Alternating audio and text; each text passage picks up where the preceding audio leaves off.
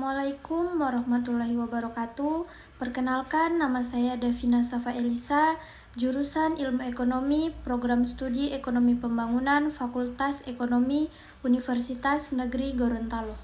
Yang terhormat Bapak Dosen Dr. Herson Kadir SPD MPD, selaku dosen mata kuliah Bahasa Indonesia dan teman-teman seperjuangan yang saya banggakan. Pada kesempatan kali ini, saya akan menyampaikan pidato saya yang berjudul Pemberdayaan Masyarakat Ekonomi Mikro. Apabila kita membahas masalah perekonomian mikro, pastinya akan terbayang di dalam pikiran kita bahwa perekonomian mikro ini adalah perekonomian yang melibatkan masyarakat kecil. Dengan terhimpitnya modal dan pemasaran produk yang terbatas, perekonomian semacam ini mendominasi perekonomian di negara berkembang. Indonesia adalah salah satunya.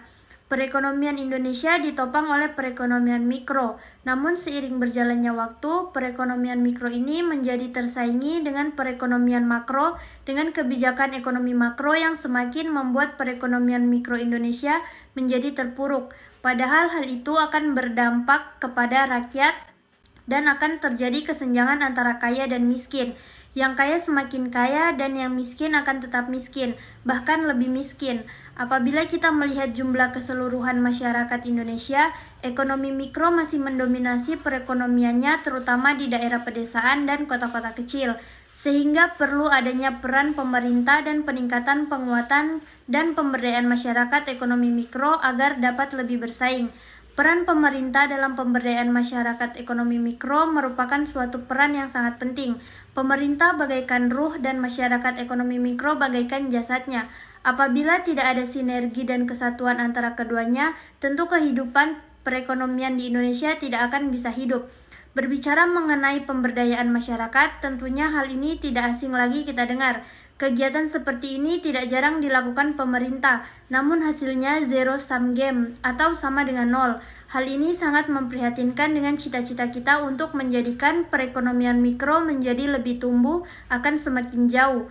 Pemberdayaan yang dilakukan selama ini oleh pemerintah seperti halnya kita menabur garam di laut. Program pemberdayaan yang sering dilakukan pemerintah membuat masyarakat menjadi tergantung. Padahal tujuan dari pemberdayaan masyarakat itu sendiri adalah untuk memampukan, membangun kemampuan dan memandirikan masyarakat, bukan sebaliknya membuat masyarakat menjadi makin tergantung terhadap berbagai program yang diberikan. Hal itu membuat tujuan dari pemberdayaan tersebut tidak tercapai. Inilah problematika yang ada di negeri kita sekarang ini. Memandirikan rakyat adalah tujuan pokok dari pemberdayaan tersebut, bukan menimbulkan ketergantungan.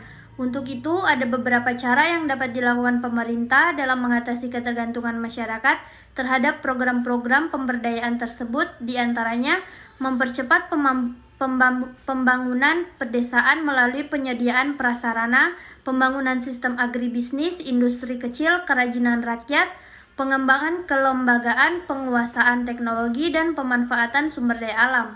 Meningkatkan kualitas sumber daya manusia di daerah sesuai dengan potensi dan kepentingan daerah dengan memberikan pelatihan, bimbingan oleh pemerintah melalui dinas terkait, dan melibatkan masyarakat itu sendiri dalam pelaksanaannya.